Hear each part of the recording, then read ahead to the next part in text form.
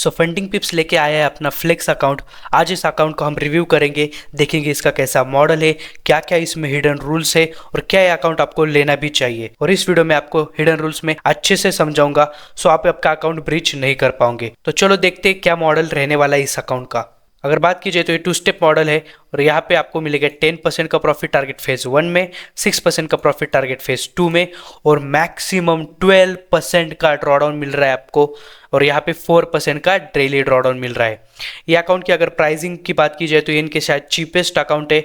5K का account आपको $32 में मिल रहा है। आज के हिसाब से इंडस्ट्री में ये थोड़ा सा महंगा अकाउंट रहने वाला है, बट ये फंडिंग पिप्स है फ्रेंड्स, सो ये आपका पे आउट तो रिजेक्ट नहीं करने वाली। ये इंडस्ट्री में बहुत वेल रेप्यूटेटेड फर्म है और मास्टर में भी वही 12 और 4% रहेगा। ये तो रहा इनका सिंपल सा मॉडल। मैं अब आपको हिडन रूल्स अच्छे से समझाऊंगा, तो उससे पहले डिस्क्रिप्शन में मेरी लिंक है। अगर उस लिंक से अगर आप अकाउंट परचेस करते हो तो मैं आपको पर्सनली हेल्प कर पाऊंगा अगर आपको कोई भी दिक्कत आती है इस अकाउंट में। तो चलो देखते हैं क्या क्या रूल्स इस अकाउंट के रहने वाले हैं। तो हमारा वाला मॉडल है 2 स्टेप फ्लेक्स। यहाँ पे मैं आपको सारे रूल्स आपको अच्छे से बता दूंगा। तो सबसे पहले हम देखते हैं evolution to master phase.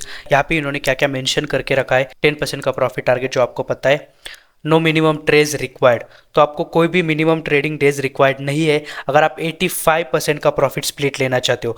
But अगर आप 95% का प्रॉफिट स्प्लिट लेना चाहते हो तो 3 प्रॉफिटेबल डे होने चाहिए, जहाँ पे 0.5% का मिनिमम प्रॉफिट होना चाहिए। फेज 2 में सिर्फ 6% का प्रॉफिट टारगेट है, जैसे मैंने आपको बताया। और यहाँ पे भी अगर आप 95% की स्प्लिट लेना चाहते हो तो 3% प्रॉफिटेबल डेज आपके होने चाहिए। अगर आप आपका अकाउंट ब्रीच कर देते हो तो फंडिंग पिप्स आपको कुछ डिस्काउंट देगा, जो है फेज 1 में अगर रिसेट करते हो तो 15% का, फेज 2 में अगर रिसेट करते हो तो 10% का और फेज मास्टर अकाउंट रिसेट करते हो तो 7% का। अब जो मैं आपको रूल बताने जा रहा हूँ एक इंपॉर्टेंट रूल है फंडिंग पिप्स का, जो है प्रॉफिट कंसंट्रेशन पॉलिसी।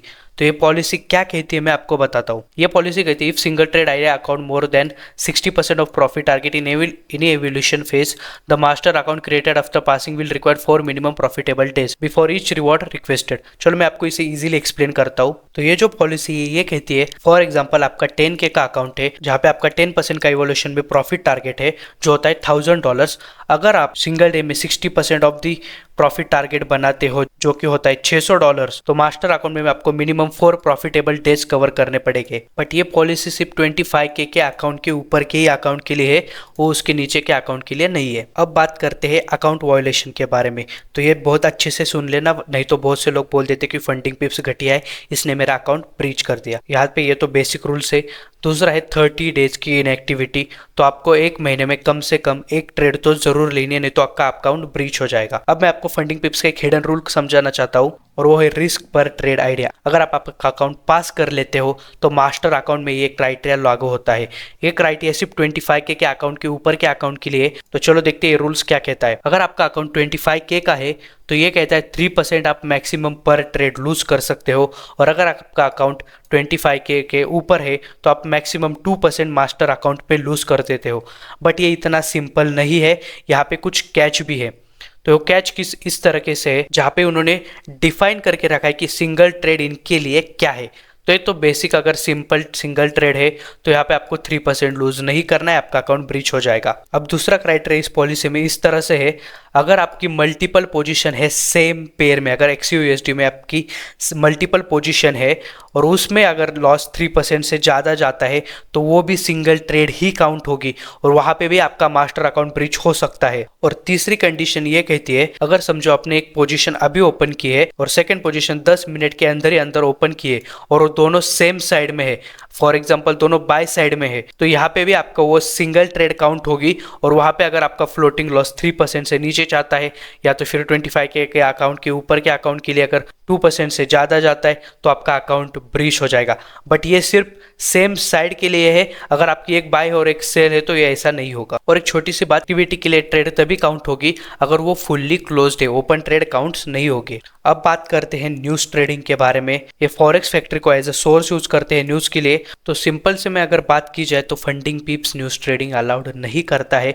कुछ कंडीशन में अलाउड करता है, जैसे अगर आपकी प्रीवियस पोजीशन है वो आप होल्ड कर रहे हो तो वो अलाउड करता है। अगर आप पर्पसली ट्रेड प्लेस करते हो, जैसे एक बाय स्टॉप लगा दिया, एक सेल स्टॉप लगा दिया, तो नहीं, वो आपका अकाउंट ब्रीच कर देगी, वो आपको अलाउड नहीं है। वीकेंड होल्डिंग एवोल्यूशन में अलाउड है, but weekend holding master accounts में अलाउड नहीं है। जब से वो वॉर की सिचुएशन है तब से उन्होंने वीकेंड होल्डिंग को बंद कर दिया है। अब जो फॉरेक्स फैक्ट्री में रेड न्यूज़ है उसके 10 मिनट का विंडो है, 5 मिनट पहले और 5 मिनट बाद आपको ट्रेड प्लेस, एग्जीक्यूट या क्लोज कुछ भी नहीं करना है। आपको कोई भी एक्टिविटी नहीं करनी है जिसकी वजह से आपका अकाउंट ब्रीच हो सकता है। बट न्यूज़ ट्रेडिंग से आपका अकाउंट ब्रीच नहीं होगा।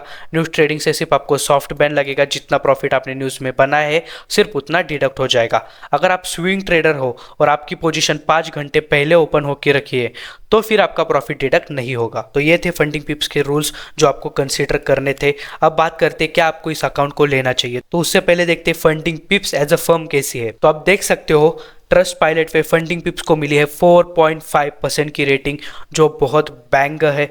बहुत कम फर्म को इतनी ज़्यादा रेटिंग मिलती है, जो मिली है 65 के रिव्यूज़ के बाद। तो आप देख सकते हो फंडिंग पिप्स का रिव्यूज़ बहुत अच्छे हैं और फंडिंग पिप्स आपका पे आउट तो रिजेक्ट नहीं करने वाली।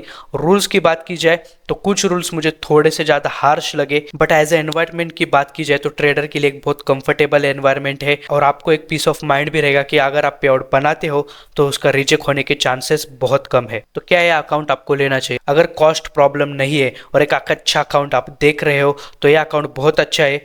थोड़ा सा महंगा ज़रूर है अकाउंट, अगर फायर्स को कंपेयर किया जाए और बाकी किसी भी फर्म को कंपेयर किया जाए तो थोड़ा सा महंगा है। जो रूल्स है वो बहुत क्लीन है, तो आप इस अकाउंट के साथ जा सकते। बाकी अगर आपको ये वीडियो अच्छा लगा तो प्लीज़ लाइक कर दो और अगर ऐसे ही वीडियो देखना चाहते हो तो प्लीज़ चैनल को सब्सक्राइब कर लो।